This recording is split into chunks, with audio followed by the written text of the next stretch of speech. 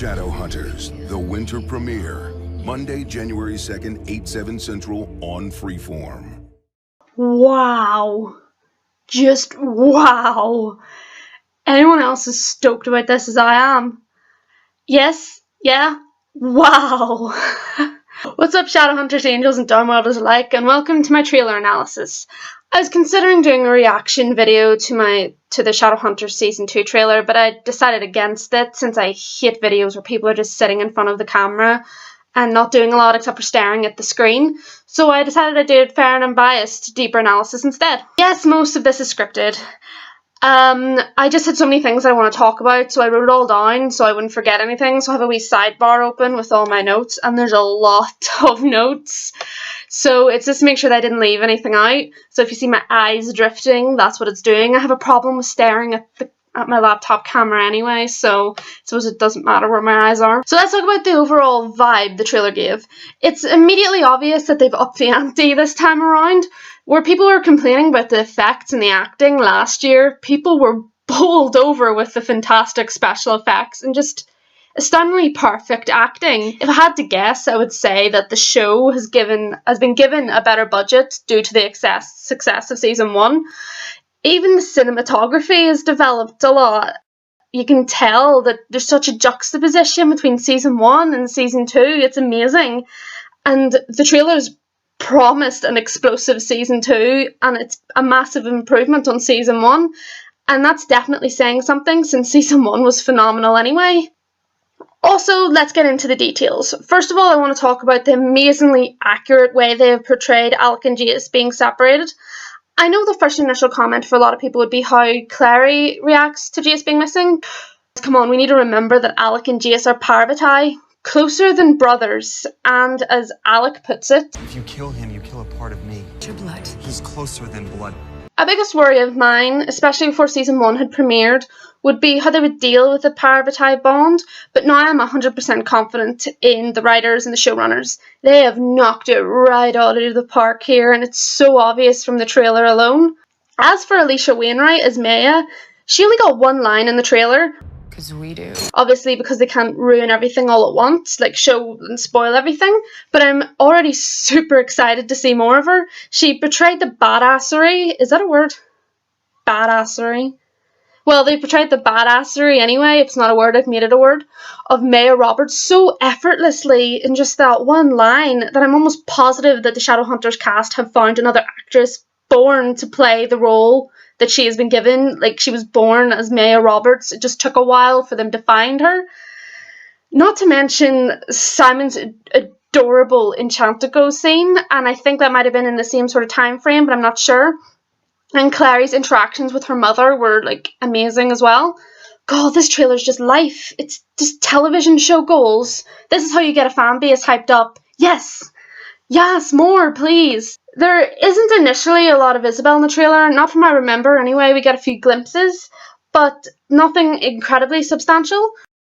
However, last night we did get a 2-minute long clip of a training scene between Isabelle and Clary.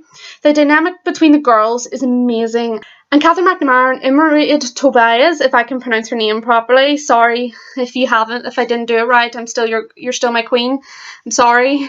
Their abilities to play it off so effortlessly is commendable. Something I've always admired about Shadowhunters is how they write and portray their female characters. They aren't there simply to be pretty faces. There are no blank face, no personality besides appearance women anywhere. Isabelle, despite being gorgeous and sexy in her own right, has a character arc beyond these traits, and this particularly shines in the 2-minute clip. There's no rivalry between Izzy and Clary, something that was extremely palpable. Is that the right word? I'm not sure. It was a very constant theme in the books. And we see Isabelle taking Alec's role as trainer while he is clearly occupied with his mother and the loss of his parvati, which also portrays the care that the Lightwood siblings have for one another. Again, something that wasn't really all that involved in the book's original story arc. Speaking of clips, at the same time as the Clary and Isabelle training clip, we got another sneak peek of Victor Aldertree taking over the New York Institute. I find this particularly interesting as it seems that the Clave have, for some unknown reason as of yet, they've decided that Lydia's leadership has become inadequate. The very fact that they've decided to keep Lydia as a character, though, is very encouraging, as she has become a very beloved member of the Shadowhunter family, and there'd most definitely been some concern that her story would finish after the Malik wedding and the cup was stolen. Now that you think about it, the cup being stolen under her while she was in charge of the Institute could actually be the reason why the Clave have decided to take over. But again, it's all yet left to be seen. Can we have a hooray for more badass ladies, please? Yes! Give us more, please! Keep them coming! There's some brief Malik in the trailer as well, and by the angel, was that all we needed? It's rather odd how one line can send me and many others into a frenzy, but if any ship was going to cause it, it was most definitely going to be Malik. It seems that Alec might be trying to distance himself from Magnus after the loss of Jace, and Magnus's line, "When things get crazy, don't push me away," is a plea to let him in. We all know that this will be all new to Alec, and having a support system suddenly there for him after so long of fending for himself is probably going to be very daunting. There was no way the relationship was going to be smooth sailing from the beginning. That would have been unrealistic anyway. But as I've said before, I now trust McGee and the showrunners 100%. I even believe that the loss of Ed Dector may have ended up being for the best. I hear he and a certain author have been throwing shade on Twitter. I digress. The fact that Magnus isn't deterred by this, however, is very reassuring, because surely a warlock of his age understands how scary something like this can be, especially for someone who had been hiding his identity for so long like Alec had been doing. The fact that they're talking through their issues is fantastic as well, especially since a lot of their conflict in the books was the big bad beast that is the easily talked out misunderstanding that just gets avoided and blown into this big massive thing that's completely unnecessary if they had just talked. So I'm really excited to see where they're going with this in season 2. Jace takes a battering, not just in the trailer but also in the clip of Victor Aldertree. It seems that Valentine is not going to be easy on his son. It isn't a matter of, oh, you've joined my side, easy sailing. See what I did there? From here, it looks like Valentine is going to put Jace through the wars for whatever reason isn't completely clear yet. Maybe he simply wants to break his soul, or maybe he wants to try and brainwash the poor sod through torture. As the cast have put it themselves, things are going to get way worse before they get better. Jace has never been one of my favourite characters in the show or the book series. I don't hate him, I don't have any strong particular feelings towards him as a character, but I do feel for him in this trailer and the clip. Something I can safely say that the books never really achieved for me was making me care all that much about Jace. So, good job, Shadowhunters. You made me care about Jace. I also want to discuss the theory that I have. I'm not very good with theories, but every time I get one, I just want to talk about it just in case, like, it's true, and then I'll be like, yeah, I was right. I'm never right, but it's worth a shot anyway. In this gift from the trailer, Clary looks soaking wet. Could this be right after she and Jace jumped off the boat? She could have easily lost her jacket and shoes in the process of this. As for the reason why Jace isn't with her, it could well be related to the context as to why they jumped off the boat in the first place. We don't know the reason why they jumped overboard yet, and it could have been a ploy from Jace to get Clary away from Valentine, to name one theory, but I definitely think this could be soon after that scene. Clary looks soaked through and pissed off. The perfect recipe for a character who just threw themselves off a boat. I know I wouldn't be happy. Especially if it achieved nothing, because it seems Jace isn't with her at all. So the more I thought about it, I realised that there could possibly be more to this than I had originally believed. In the trailer we also see this clip of Jace, who looks like he's gained consciousness after washing up on the shore. So what if they both jumped off the boat as a means of escape, but they somehow got separated once they were in the water? This could be a result of the waves, or Valentine interfering, or even the evil that Jace believes resides inside of him.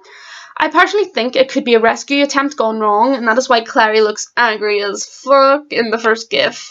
I also have a personal theory as to why there's the confusing Calais theme in the trailer. Why they go from Jace telling Clary to stop playing mind games to them both jumping overboard together hand in hand. I have a kind of idea on how that could have worked. I don't wish to say here so that I don't spoil anything, but I've made a connection between that scene and a scene from City of Ashes, the second book in the Mortal Instruments series.